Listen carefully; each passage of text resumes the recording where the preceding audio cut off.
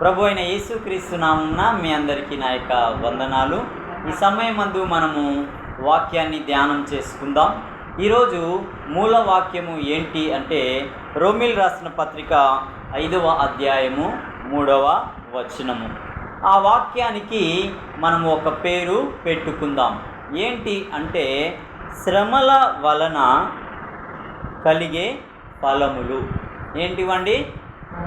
శ్రమల వలన కలిగే ఫలములు.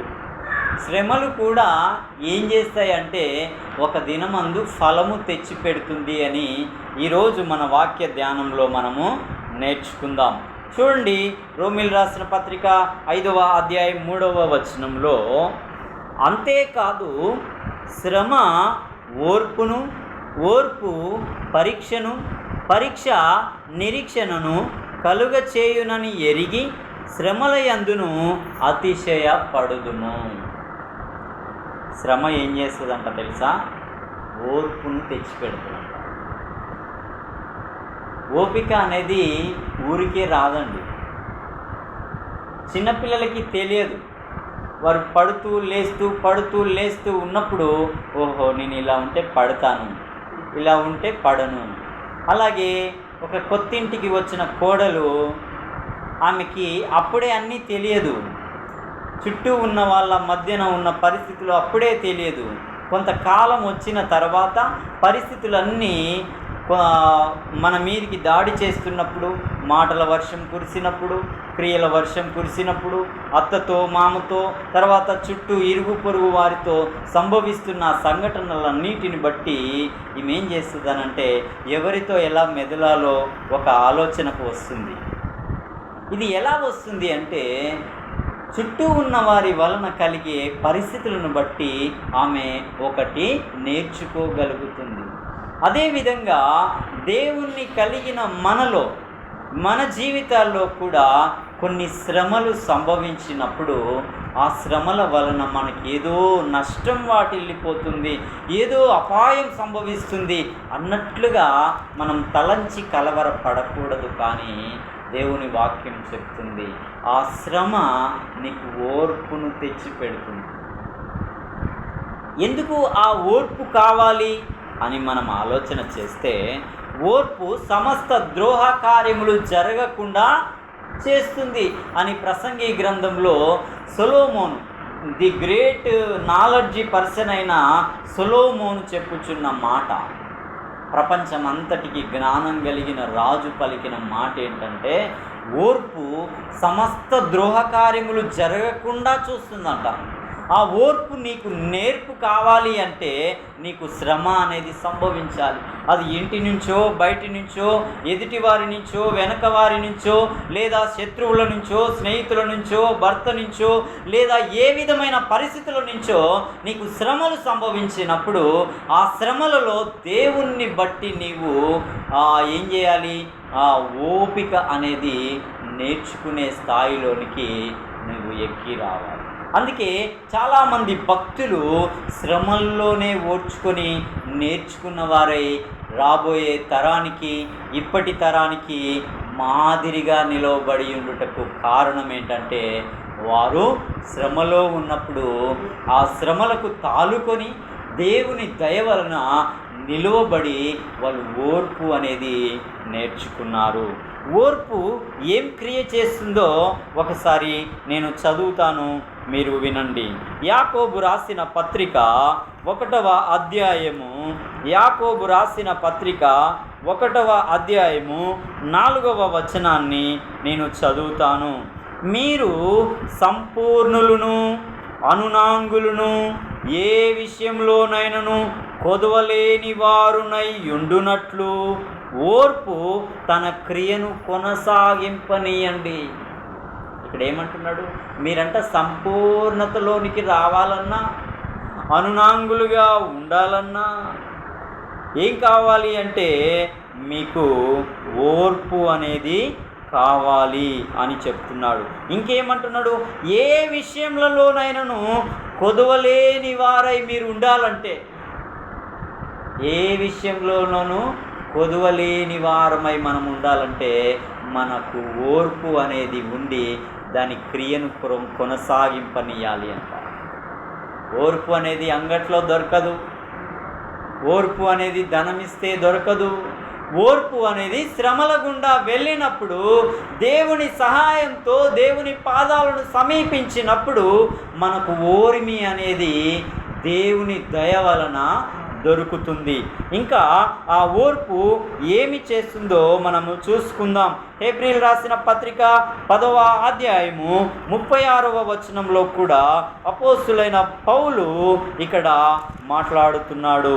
నేను చదువుతాను, మీరు వినండి.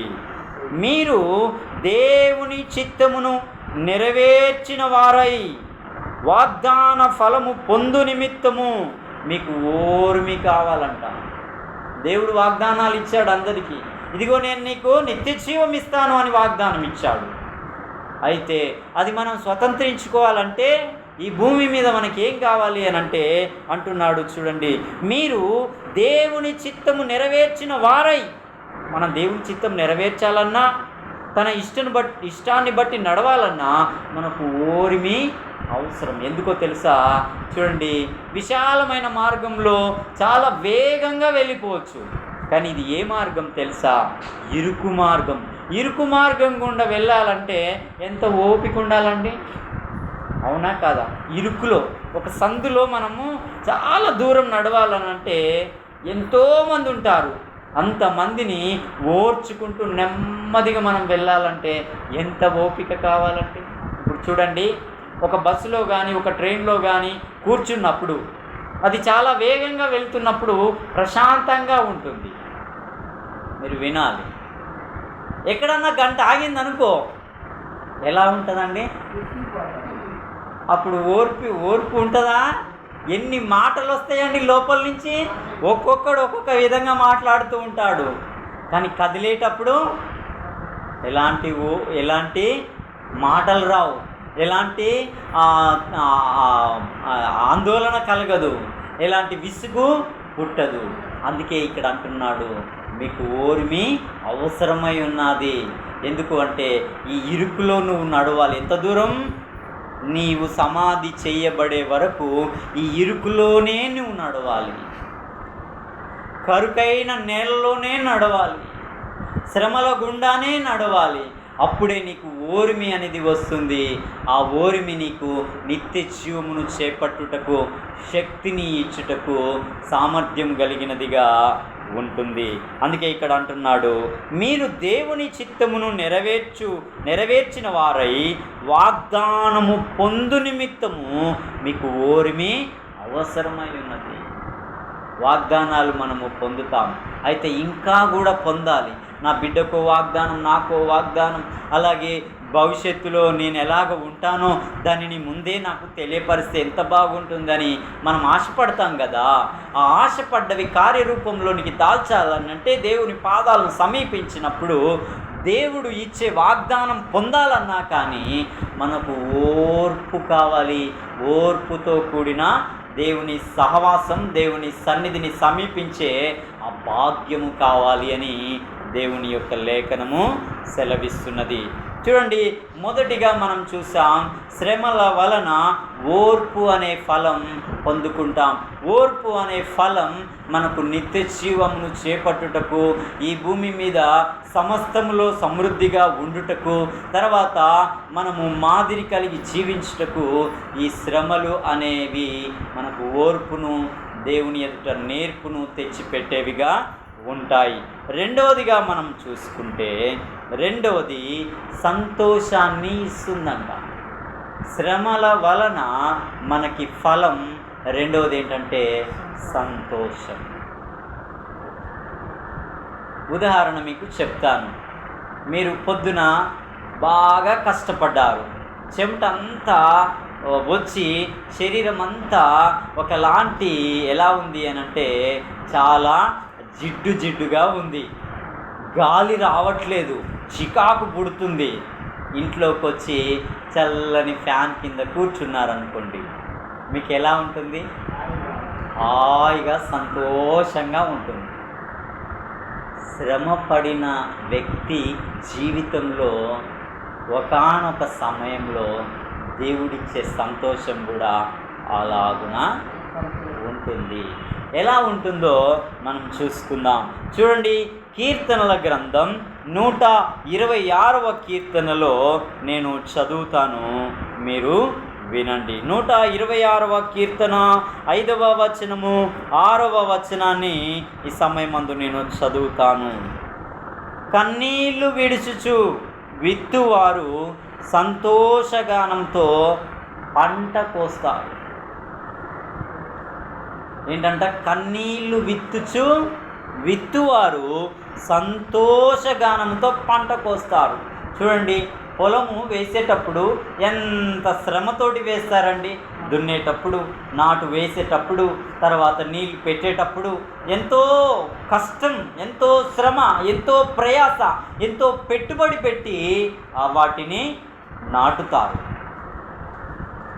అయితే కోసేటప్పుడు ఎవరైనా బాధతో కోస్తారండి? చెప్పాలి.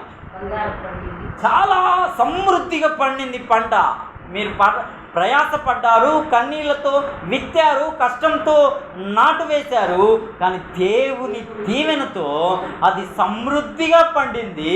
ఆ పండిన పంట పనులు కోసేటప్పుడు యజమానుడికి, ఆ యొక్క ఇంటి వారికి ఏం కలుగుతుందండి? ఎంత సంతోషంగా పంట కోస్తారు. ఒరే కాదు, చూడండి, ఒక తోట వేశారు, ఒక మామిడి తోటనే కానీ, నిమ్మ తోటనే కానీ, దానిమ్మ తోటనే కానీ, ఏ తోటనైనా వేశారు. వేసినప్పుడు ఎంతో కష్టం, ఎంతో పెట్టుబడి, ఎంతో శ్రమ, ఎంతో చెమట వచ్చిన పరిస్థితి, ఎన్నో మంది ఆటంకాలు, అభ్యంతరాలు పరిచే పరిస్థితులు. కానీ అది 5 సంవత్సరాలు దాటిన తర్వాత ఆ ఊరి మొత్తంలో ఎవ్వరి తోట ఇవ్వనంత గొప్ప పంట ఇచ్చినప్పుడు ఆ యజమాని కళ్ళల్లో ఎంత ఆనంద బాష్పాలు రాలుతాయి. ఆ పండ్లు ఏరేవారు తినుకుంటూ సంతోషంగా ఆ యొక్క ఫలములను ఆస్వాదిస్తారు కదండి. కన్నీళ్లతో, కష్టంతో విత్తినప్పుడు సంతోషంతో ఆ పంటను కోసి పనులు భుజాన పెట్టుకొని పాట పాడుకుంటూ, నాట్యం చేసుకుంటూ, ఆ సంతోషమైన కేకలు వేసుకుంటూ ఆ పనులు మొత్తం ఒక దగ్గర చేస్తారు. సేవకుడు కూడా కన్నీళ్లతో ఆత్మల కొరకు ఆయన విత్తుతాడు, దేవుని వాక్యాన్ని ప్రకటిస్తాడు. కన్నీళ్లతో, శ్రమతో, కష్టంతో, నడకతో అనేక ప్రాంతాలు తిరిగి గుండెల్లో వేదన పెట్టుకొని కుటుంబం గురించి, వారు తిన్నరా లేదా, ఎక్కడున్నారు, ఏమున్నారు, అయ్యో వాళ్ళకి ఉందా లేదా అనే ఆలోచన లేకుండా ఆయన యొక్క దేవుడు అప్పచెప్పిన పంట నిమిత్తము కన్నీళ్లతో ప్రార్థిస్తాడు, కష్టంతో ప్రకటించడానికి వెళ్తాడు. ఒకరోజు న్యాయపీఠం ఎదుట దేవుని తీర్పు నాడు సంతోషంగా దేవుడు ఇచ్చు పంటను, దేవుడు ఇచ్చు ఫలమును చూచినప్పుడు హృదయమార ఉత్సాహ సంతోషములతో దేవుణ్ణి మహిమపరుస్తాడు. అందుకే ఇక్కడ అంటున్నాడు ఏమనంటే, కన్నీళ్లు విడిచు విత్తువారు సంతోషగానంతో పంట కోస్తారు. పిడికెడు విత్తనాలు చేత పట్టుకొని ఏడ్చుచూ పోవచ్చు విత్తువాడు సంతోషగానం చేయుచు పనులు మోసుకొని వచ్చును. ఇది వ్యవసాయంలోనైనా, సంఘంలోనైనా, ఏ రంగంలోనైనా మొదట కష్టం, కన్నీళ్ళుంటాయి, తర్వాత సంతోషం, సమాధానం, సమృద్ధి అనేది కనబడుతుంది. అవునంటారా? అవునండి. కాబట్టి రెండోది, మనకి శ్రమ సంతోషాన్ని తెచ్చిపెట్టేదిగా ఉంటుంది. మూడోదిగా మనం చూసుకుంటే, చూడండి, హెబ్రీలు రాసిన పత్రిక 12వ అధ్యాయము 11వ వచనమును మనము చూసుకుంటే, హెబ్రీలు రాసిన పత్రిక 12వ అధ్యాయము 11వ వచనము నేను చదువుతాను.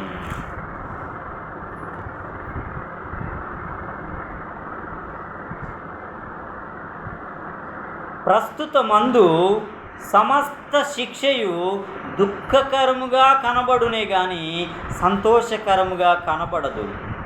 అయినను దాని యందు అభ్యాసము కలిగిన వారికి అది నీతి అను సమాధానకరమైన ఫలమునిచ్చును.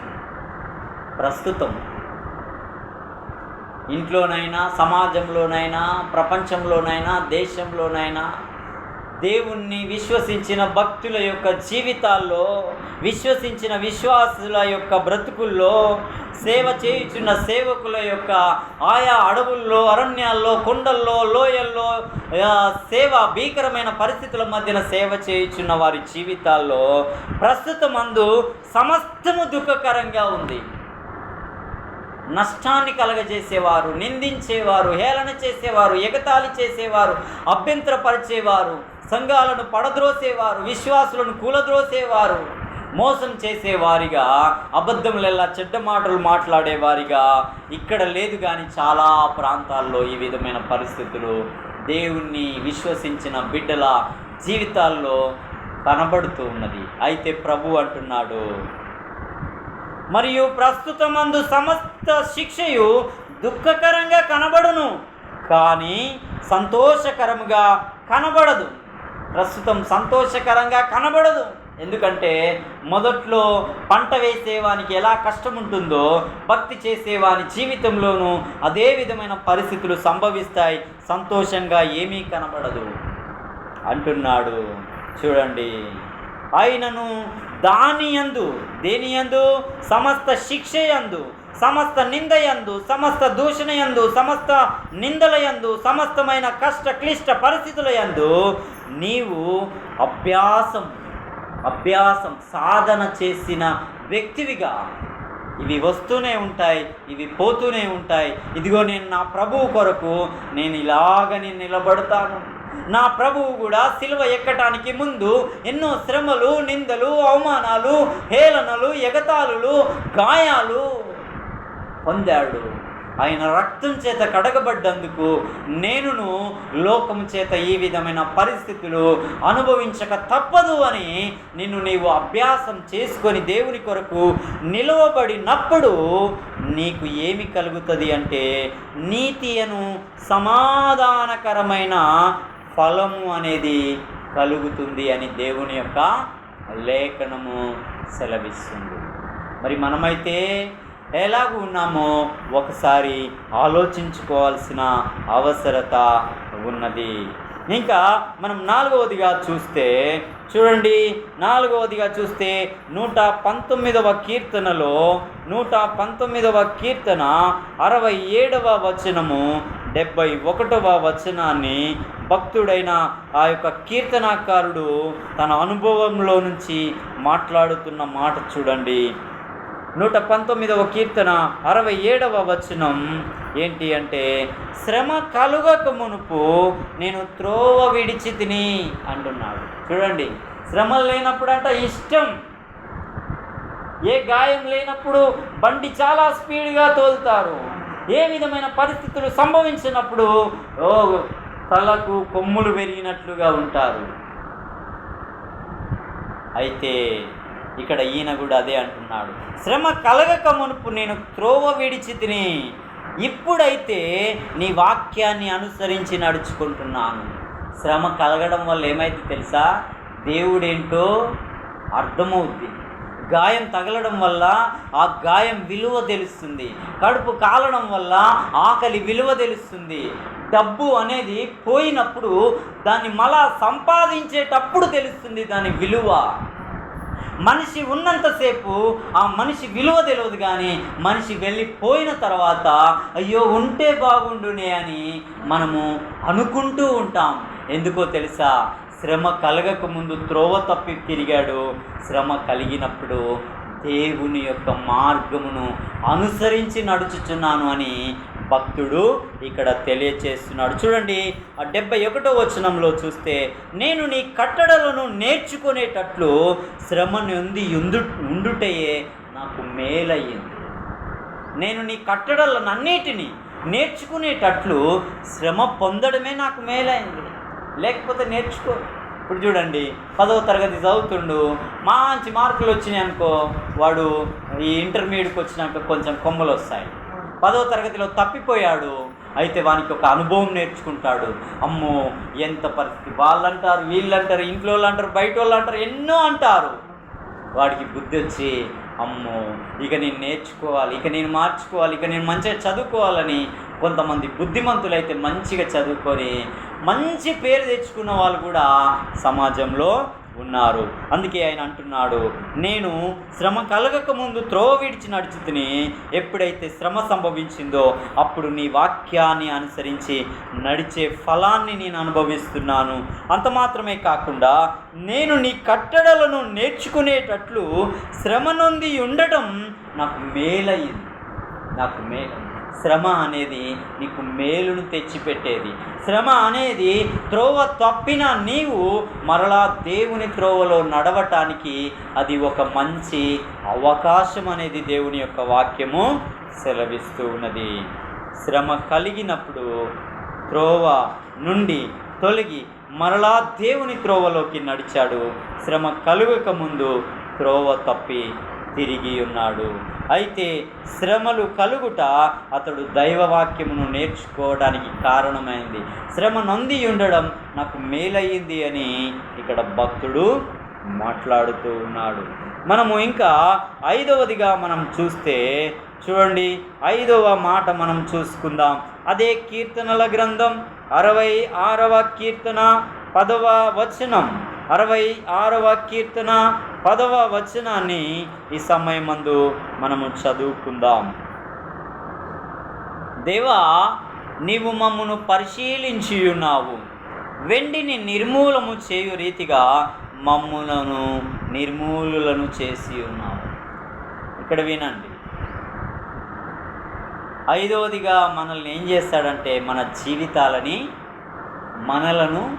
మనలో ఉన్న మస్టును కరిగించి మనలను శుద్ధమైన సువర్ణంగా మారుస్తాడంట ఈ శ్రమల వలన. చూడండి, కంసాలి వాడు ఆ యొక్క బంగారంకున్న ఆ యొక్క మస్టంతా తొలగించాలంటే ఏం చేస్తాడండి? ఏం చేస్తాడు?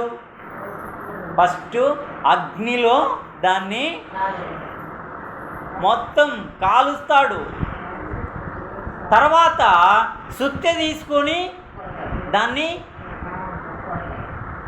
దేవుడు కూడా తన బిడ్డలైన వారిని, తన బిడ్డల్లో ఉన్న మస్టు, కల్మషం, కక్ష, ఈర్ష్య, ద్వేషం, అసూయ, మత్సరం, కుళ్ళు, కుతంత్రాలు ఇవన్నీ ఏం చేస్తాడంటే ఈ శ్రమలు అనే పరీక్షల గుండా నడిపినప్పుడు, వాక్యం అనే సుత్తెతో కొడుతున్నప్పుడు నీలో ఉన్న మస్టు శ్రమల వలన కరిగిపోతుంది.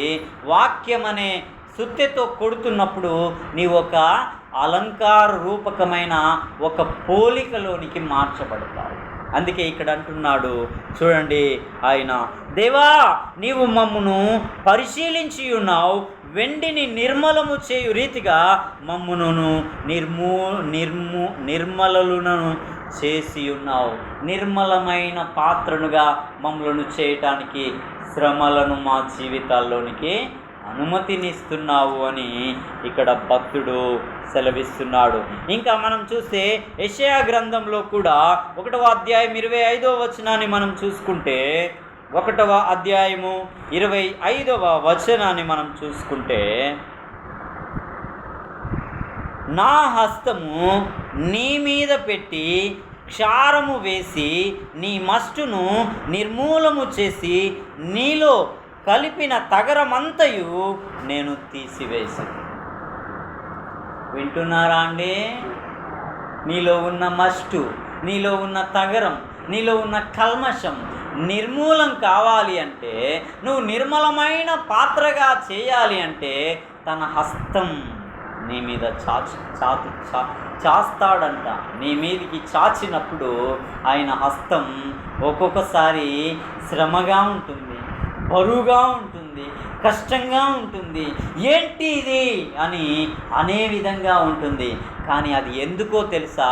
అది నిన్ను శుద్ధమైన సువర్ణ పాత్రగా మార్చటానికి మాత్రమే తన హస్తం నీ మీదికి కొన్ని సందర్భాల్లో బరువుగాను, అది శ్రమగాను, అది కష్టంగాను, అది నీవు తాలుకోలేనంత పరిస్థితుల గుండా తీసుకువెళ్ళేదిగాను ఉంటుంది.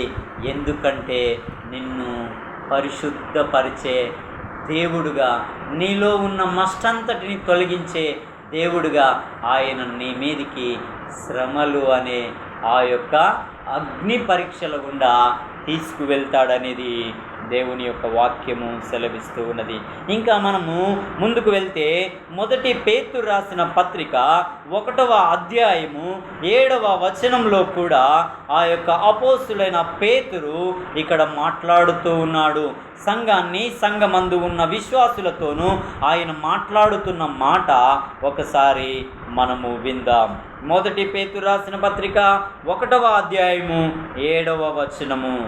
వినండి, వినండి. నశించిపోవు సువర్ణము అగ్ని పరీక్షల వలన శుద్ధపరచబడుచున్నది కదా. నశించిపోవు సువర్ణం, సువర్ణము ఎప్పటికీ ఉంటుందా అండి? మనం ఉన్నంతకాలం ఉంటుంది, భూమి ఉన్నంతకాలము ఉంటుంది. తర్వాత భూమి అందున్న సమస్తము ఒకరోజు మహావేంద్రంతో అగ్ని పాలవుతుంది అని దేవుని వాక్యం సెలవిస్తుంది. అప్పుడు సువర్ణం ఉంటుందా? సువర్ణమే కాదు, భూమి మీద ఉన్న ఏ కృత్యములు కూడా ఉండయి, అన్నీ లయమైపోతాయి. అదే మాట్లాడుతున్నాడు ఇక్కడ. నశించిపోయే సువర్ణము అగ్ని పరీక్ష వలన శుద్ధపరచబడుచున్నది కదా. దానికంటే అమూల్యమైన మీ విశ్వాసము ఈ శోధనల చేత పరీక్షకు నిలిచినదై యేసుక్రీస్తు ప్రత్యక్షమైనప్పుడు. వింటున్నారా? యేసుక్రీస్తు ప్రత్యక్షమైనప్పుడు మీకు మెప్పును, మహిమను, ఘనతయు కలుగుటకు కారణమగును. అర్థమవుతుందండి? ఇక్కడ నశించిపోయే సువర్ణముకు అగ్ని పరీక్షల గుండా దానిని తీసుకుని వెళ్ళినప్పుడు దానికంటే అమూల్యమైన మీ విశ్వాసం ఈ శోధనల చేత పరీక్షకు నిలిచినదైన ఎడల, యేసుక్రీస్తు ఒకరోజు మేఘారూఢుడై తన యొక్క వేవేల కోట్ల కొలది తన యొక్క పరివారంతో దిగిరాబోచున్నప్పుడు ఆయన యొక్క న్యాయపీఠం ఎదుట నీవు నేను నిలిచినప్పుడు ఆయన అంటున్నాడు, నీవు నేను నిలిచిన వారమైతే ఏమంటున్నాడంటే, మీకు మెప్పును, ఘనతయు, మహిమయు కలుగుటకు ఈ శ్రమలు, ఈ పరీక్షలు, ఈ యొక్క పరిస్థితులు అన్నీ కారణమని అప్పుడు మనం గుర్తెరుగుతామంటారు. మరి చిన్న శ్రమ రాగానే, చిన్న కష్టం రాగానే, చిన్న ఆపద రాగానే, చిన్న ఏదో పని జరగకపోతే మన విశ్వాసం ఎక్కడ నిలుస్తుందండి? మీరు ఇక్కడ గమనించాలి. ఇక్కడ అంటున్నాడు, నశించిపోయే సువర్ణమే అగ్ని పరీక్షల గుండా వెళ్ళినప్పుడు అది అంత మెరుస్తూ, దగదగ మెరుస్తూ అనేకులను ఆకర్షించేదిగా ఉండుటకు ముందు అది మహాశ్రమల గుండా వెళితే దానికంటే శ్రేష్టమైన, అమూల్యమైన విశ్వాసము చేత మీరు శ్రమల పరీక్షల గుండా నిలవబడితే, యేసు ప్రభు ప్రత్యక్షమైనప్పుడు మీకు మహిమ, ఘనత, అక్షయతతో కూడిన మెప్పును ఇచ్చుటకు ఆయన సమర్థుడిగా ఉన్నాడు. అయితే మరి మన శ్రమల్లో, మన అగ్ని పరీక్షల వంటి పరిస్థితులు సంభవించినప్పుడు మన విశ్వాసం దేవుని ఎదుట ఎలాగూ ఉంటుందో ఒకసారి మీరు పరిశీలించుకోవాల్సిన అవసరత ఉన్నది. ఇంకా మనము 2 విషయాలను ధ్యానం చేసుకొని ముగించుకుందాం. యోబు గ్రంథం 1వ అధ్యాయము 9వ వచనం 10వ వచనం మనం చూసుకుంటే చూడండి. 1వ అధ్యాయం 9వ వచనం 10వ వచనం నేను చదువుతాను. అపవాది యోబు ఊరకయే దేవుని యందు భయభక్తులు కలవాడాయనా? అపవాది పలుకుతున్నాడు ఈ మాట దేవునితో. దేవుని రాజ్యానికి వెళ్ళి యోబు ఊరికే నీ యందు భయభక్తులు కలిగి ఉన్నాడా అని దేవునితో మాట్లాడుతున్నాడు. 11వ వచనాన్ని మనం చూసుకుంటే, అయినను నీవు ఇప్పుడు నీ చేయి చాపి అతనికి కలిగిన సమస్తమును మొత్తిన ఎడల అతడు నీ ముఖము ఎదుటనే దూషించి నిన్ను విడిచిపోవును అని యెహోవాతో అనగా. 10వ వచనం, నీవు అతనికి అతని ఇంటి వారికి అతనికి కలిగిన సమస్తమును చుట్టూ కంచె వేసితివి కదా, నీవు అతని చేతి పనిని దీవించుట చేత అతని ఆస్తి దేశంలో బహుగా విస్తరించింది అని మాట్లాడినప్పుడు, నీవు కంచె వేయుటను బట్టి భక్తి చేస్తున్నాడు, నీవు దీవించుట చేత అతడు దీవెన పొంది ఉన్నాడు, నీవు రక్షించుట చేత అతడు సమృద్ధి కలిగి ఉన్నాడు అంటే, అప్పుడు దేవుడు తనకు కలిగినది యావత్తూ తీసివేసినప్పుడు యోబు ఏం మాట మాట్లాడిన చూడండి ఒకసారి. అదే 20వ వచనం 22వ వచనం నేను చదువుతాను. అప్పుడు యోబు లేచి తనకు పోయినదంతా, తనకు నష్టమైనదంతా, తనకు ఉప్పెన వలె తన కుమారులు కూలిపోయి తర్వాత తన యొక్క యావత్తు ఆస్తి సమూల నాశనమైనప్పుడు యోబు దేవుణ్ణి ఒక్క మాట దూషించలేదు. కానీ అపవాది ఆ విధంగా చేసిండని ఎరిగి దేవుణ్ణి ఏమంటున్నాడు చూడండి. ఆయన ఆ యొక్క మాటను చూడండి. అప్పుడు యోబు లేచి తన పై వస్త్రమును చింపుకొని తల వెంట్రుకలు గొరిగించుకొని నేల మీద సాష్టాంగపడి నమస్కారము చేసి ఇట్లా అంటున్నాడు, నేను నా తల్లి గర్భంలో నుండి దిగంబరినై వచ్చి తిని మరలా ఒకరోజు దేవుని యొద్దకు దిగంబరినై తిరిగి వెళ్తాను. యెహోవా ఇచ్చెను, యెహోవా తీసుకొని పోయెను, యెహోవా నామమునకే స్తుతి కలుగునుగాక అని పలుకుతున్నాడు. గుర్తుపెట్టుకోండి, శ్రమలు మహాశ్రమలు వచ్చినప్పుడు, కష్టం వచ్చినప్పుడు, వ్యాధి వచ్చినప్పుడు, బాధ వచ్చినప్పుడు, మనకు అడిగిన వెళ్ళ ఏది కాకపోయినా నీవు దేవుని యందు నిశ్చయంగా విశ్వాసం కలిగి నిలవబడి దేవుని నామాన్ని హెచ్చించే వ్యక్తివిగా నీవు ఉన్నప్పుడు నీ విరోధి అయిన సాతాను నోరు మూయించే వ్యక్తివిగా ఉంటావు. అక్కడ సాతాను ఒక్క మాట మాట్లాడకుండా వాడిని విడిచి వెళ్ళిపోయాడంట. అంత మాత్రమే కాదు, ఈ మహాశ్రమల వలన తన యొక్క 10 మంది సంతానం చనిపోయింది, వేల కొలది ఆస్తి కొట్టుకుపోయింది, గొర్రెలు, మేకలు, పొట్టేళ్ళు, ఎద్దులు, ఆవులు, గాడిదలు నశించిపోయాయి. ఆఖరికి తన దేహమంతా కుళ్ళిపోయిన స్థితిలోనికి, పురుగులు పట్టిన స్థితిలోనికి, కురుపులు వచ్చిన స్థితిలోనికి, ఆఖరికి భార్య కూడా అంటుంది, ఇంకా ఎందుకు నీ యథార్థతను విడిచి నీ దేవుణ్ణి దూషించి చావరాదిక అని భార్య కూడా అన్నది. అప్పుడు అంటున్నాడు, యెహోవా ఇచ్చెను, యెహోవా తీసుకుపోయెను, యెహోవా నామమునకే మహిమ కలుగునుగాక అన్నాడు. ఆయన అలాగూ అనుటను బట్టి ఈ యొక్క చూడండి యోబు గ్రంథంలోనే నేను ఆ మాట చదువుతాను. ఆ మాట చదివి ఇంకొక మాట మనం చూసుకొని ముగించుకుందాం. చూడండి ఆ యోబు 42వ అధ్యాయము 12వ వచనాన్ని చూసుకుంటే, యెహోవా యోబును మొదట ఆశీర్వదించిన దానికంటే మరి అధికముగా ఆశీర్వదించెను. అతనికి 14,000 గొర్రెలను, 6,000 ఒంటెలను, 1000 జతల ఎడ్లను, 1000 ఆడుగాడిదలను కలిగెను.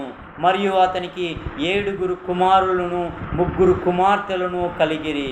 అతడు పెద్దదానికి ఎమీమా అనియు, రెండవ దానికి కేజియా అనియు, మూడవ దానికి కెరెంహప్పాకు అనియు పేర్లు పెట్టెను. ఆ దేశమందంతటా యోబు కుమార్తెలంత సౌందర్యవంతులు కనబడలేదు. వారి తండ్రి వారి సహోదరులతో పాటు వారికి స్వాస్థ్యములను ఇచ్చెను. వింటున్నారా అండి? యోబు గొప్ప ధనవంతుడు. ఆ దేశంలో అతని కంటే గొప్ప ధనవంతుడు ఇంకొకడు లేడు. అలాంటి ధనవంతుడు అపవాది దేవుని రాజ్యముకు వెళ్ళి, ఊరికే యోబుని యందు భక్తి ఉంచెనా, ఊరికే ఆయన ఆశీర్వదించబడిన అన్నందుకు సరే యోబుని ఏం చేస్తావో చెయ్యి అన్నప్పుడు వాడు తన 10 మంది కుమార్తెలను చంపి ఆస్తినంతా నష్టపరిచిన యోబు ఏమన్నాడంటే, యెహోవా ఇచ్చెను, యెహోవా తీసుకొనెను, యెహోవా నామమునకే మహిమ కలుగునుగాక అన్నాడు. ఇక్కడ 2 దీవెన పొందాడు. ఆ దేశమందంతటా వారి కుమార్తెలంత సౌందర్యం కలిగిన వారు దేశంలో ఒక్కరు లేరంటానండి. అతడు కోల్పోయిన దానికి రెండంతల ఫలం పొందుటకు కారణం ఏంటో తెలుసా? దేవుణ్ణి దూషించలేదండి, దేవుణ్ణి ఎదిరించలేదండి. నా బిడ్డలు చనిపోయారు, ఏం పాపం చేశారయ్యా అనలేదు. నా ఆస్తంతా పోయింది, ఏం ద్రోహం చేశానయ్యా అని అనలేదు. అయ్యో నా శరీరం అంతా కుళ్ళి కృషించి పురుగులు బట్టి ఈ యొక్క కురుపుల చేత బాధను అనుభవిస్తున్నాను, ఏం ద్రోహం చేశానయ్యా, నిన్ను నమ్మి నేను పాపం చేశానా, ఏంటి నాకు ఈ కర్మ అని దేవుణ్ణి ఒక్క మాట అనలేదండి. అందుకు ఆయన రెండంతల దీవెన. మరి మనమంటే చిన్న కష్టం వస్తే ఆదివారాలు ఎగ్గొడతాం, సమయాన్ని దుర్వినియోగం చేస్తాం, భక్తిని అశ్రద్ధ చేస్తాం, దేవుణ్ణి నిర్లక్ష్య పెడతాం. మనకి ఎలా దొరుకుతుందండి దేవుని రాజ్యం? ఇది మహాశ్రమల గుండా దేవుని రాజ్యానికి చేరవలసిన ఇరుకు మార్గం అండి. ఈ మార్గం గుండా వెళుతున్నప్పుడు ఓర్మి కావాలి అంటే శ్రమ కావాలి, సువర్ణముగా నువ్వు మార్చబడాలంటే శ్రమ కావాలి, నీవు దేవుని ఎదుట మంచి సాక్షి సమూహంగా ఉండాలి అంటే శ్రమ కావాలి. ఒకరోజు ఆయన ప్రత్యక్షమైనప్పుడు మహిమ, ఘనత, అక్షయతతో కూడిన మెప్పు నీకు కలగాలంటే ఈ భూమి మీద అగ్ని పరీక్షల గుండా నీవు నడవవలసి ఉన్నది. చివరిగా ఒక మాట మనం చూసుకొని ముగించుకుందాం. చూడండి, ఏప్రిల్ రాసిన పత్రిక 12వ అధ్యాయము 9వ వచనము 10వ వచనాన్ని మనం చదువుకుందాం. ఏప్రిల్ రాసిన పత్రిక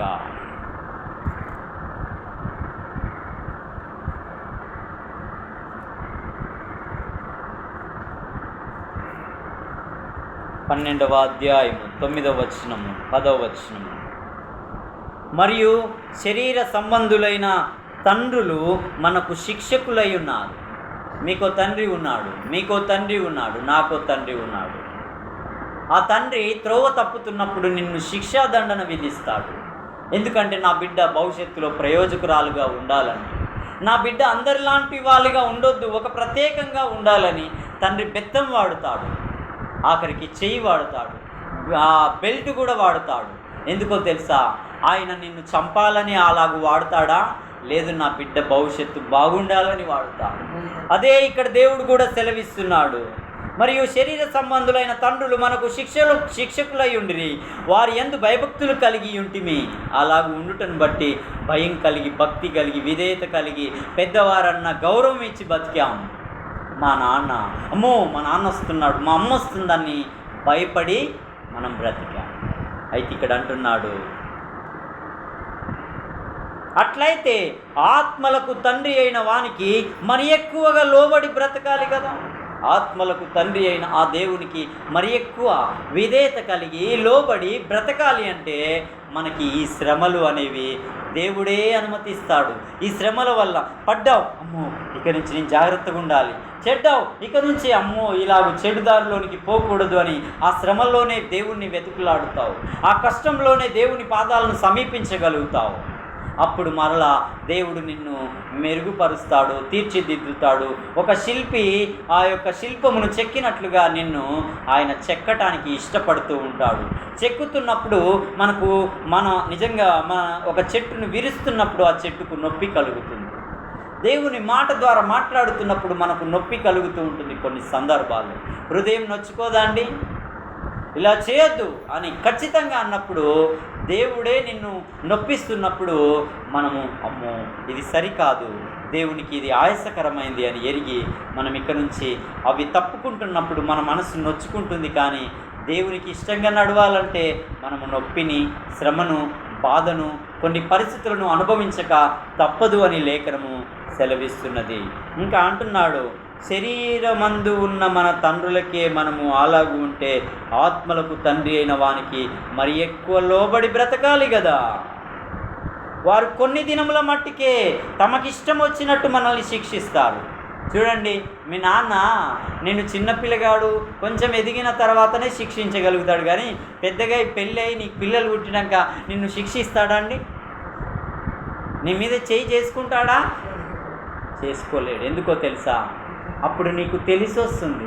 అప్పుడు మంచి ఏదో చెడేదో జ్ఞానం ఏదో అజ్ఞానం ఏదో ఎవరితో ఎలా నడుచుకోవాలో నడుచుకోకూడదో ఈ వివేచన ఆలోచన అనేది మనకి అర్థమవుతుంది. కాబట్టి ఇక్కడ మనల్ని వారు శిక్షించరు. ఇక్కడ మనం గమనిస్తే వారు కొన్ని దినముల మట్టుకు తమకిష్టము వచ్చినట్టుగా మనల్ని శిక్షించిరి, కానీ మనము తన పరిశుద్ధతలో పాలు పంపులు పొందాలని మన మేలు కొరకే ఆయన శిక్షించుచున్నాడు. ఏంటంట? మనము పరిశుద్ధపరచబడుటకే కొన్ని సందర్భాల్లో మనకు శిక్ష అనేది దేవుడే తన ఇష్టమును బట్టి అనుమతిని ఇస్తున్నాడు. కాబట్టి ఇక్కడ ఇవన్నీ మనకేమి నేర్పుతాయంటే ఆయన పోలికలోనికి రూపాంతరపరిచి ఆయన మాదిరిని చూపి ఆయన వలె మనం పరిపక్వత నొందటానికే ఈ పరిస్థితులన్నీ మనలను తీర్చిదిద్దటానికి దేవుడు ఉపయోగించే ఒక ఆయుధం ఈ శ్రమలు లేకపోతే సిరులు లేవు. చూడండి, ఎంత కష్టపడితే అంత ఫలం అంటారు కదా, అంటారా? అయితే మన మీదికి వచ్చే ఈ శ్రమలు భక్తిలో నిన్ను శక్తి కలిగి నిలవబెట్టడానికి ఇవి దేవుడు వాడే ఒక వనరులు, దేవుడు వాడే ఆయన ఆయుధం. కాబట్టి ఇక్కడ ఇన్ని విన్న మనము వీటిని మన జీవితాల్లోనికి దేవుడు అనుమతించినప్పుడు మనం ఎలాగ ఉంటున్నాం? మనకు నిలుస్తున్నామా? మనం నడుస్తున్నామా? మనం మేలు పొందుతున్నామా? మనం సువర్ణం వలె తీర్చిదిద్దబడుతున్నామా? మనం పరిశుద్ధపరచబడుతున్నామా? ప్రభువు యొక్క రెండంతల దీవెనకు అర్హమైన వారముగా సిద్ధపడుతున్నామా? ఆఖరికి క్రీస్తు యేసు యొక్క పోలికలోనికి రూపాంతరపరచబడే స్థాయికి మనం చేరుకోగలుగుతున్నామా అనేది దేవుడు ఈ యొక్క మధ్యాహ్న కాల సమయం ముందు నీతో నాతో తేటగా మాట్లాడుతున్నాడు. మనం ఎలా ఉన్నాం? ఈ శ్రమలు సంభవించినప్పుడు మనం నిలవబడుతున్నామా? తొణికిసలాడుతున్నామా? రాజీ పడిపోతున్నామా? దేవునికి నిర్లక్ష్యంగా వ్యవహరిస్తున్నామా? అలాగ ఉంటే మనము సరైన భక్తిని చేసేవారము కాలేము. కానీ ఈ పరిస్థితుల గుండా వెళ్ళినప్పుడు దేవుని కొరకు మనం నిలబడినప్పుడు ఒకరోజు ఆయన ప్రత్యక్షమైన నాడు మనకి మహిమ ఘనత దేవుని చేత మెప్పు అనేది దొరకాలంటే ఈ శ్రమలలో సైతం యోబు వలె నిలవబడితే మనం ధన్యులం, దేవుని యొక్క బిడలం కాగలుగుతాం. దేవుడు తన మాటలు మన వినికిడిలో దీవించునుగాక. ఆమేన్.